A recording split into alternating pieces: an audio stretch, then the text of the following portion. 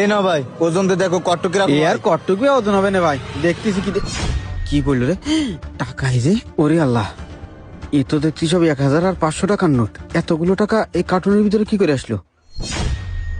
কি হলো ভাই, হ্যাঁ, দাঁড়ায় রয়েছো কেন? ওজন দিবা না নাকি? ওজন দিতে গেলেই তো ধরা খেয়ে যাবানে, কি করবো এখন? ও ভাই, এই কয়টা কার্টুন আর কি ওজন দেবো? তাই করছিলাম কি, এই সব ধরে আমি আপনার একটা দাম দিয়ে দিচ্ছি, ওই দামে আপনার পুষায় যাবে না। আরে কি করছো ভাই, ওজন না দিয়ে তুমি কি করে বুঝবা যে জায়গায় কয় টাকার মাল আছে আর কটটুক মাল আছে? ও ভাই, করছি, আমার হাতের একটা আইডিয়া আছে না, এই ব্যবসায় 15 বছর ধরে করতেছি ভাই। এই জায়গায় কয় টাকার মাল আছে ও আমি কয়ে দিতে পারবো না ভাই, আপনার ঠকা হবেন না। কয় টাকায় বা দাম কব? আচ্ছা তুমি সব কটা মিলে আমার 200 টাকা দাম দিয়ে নে। 200 টাকা? আচ্ছা ভাই, আমি আপনার 200 টাকায় দিয়ে দিচ্ছি। কনে গেল টাকা? এই তো পাইছি। হায় আল্লাহ, আমি এ কি করতেছি? আমি তো লোভ করে ফেলাচ্ছি, মেলা বড় পাপ করতেছি আমি। এটা করা আমার একদমই ঠিক হচ্ছে না।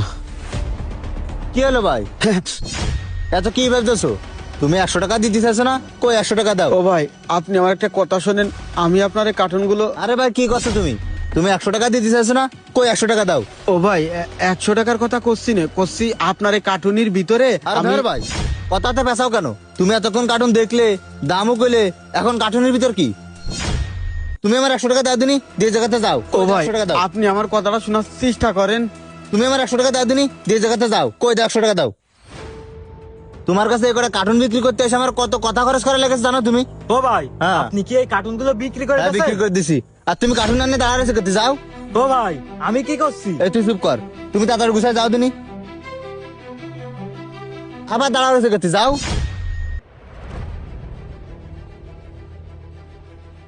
কিছুই তো বুঝলাম না। তখন দেখলাম আপনি ওই কার্টুনের ভিতর টাকা রেখেছেন। আপনি তো ওই কার্টুনগুলো বিক্রি করে দিয়েছেন, ওই টাকাগুলো কি করে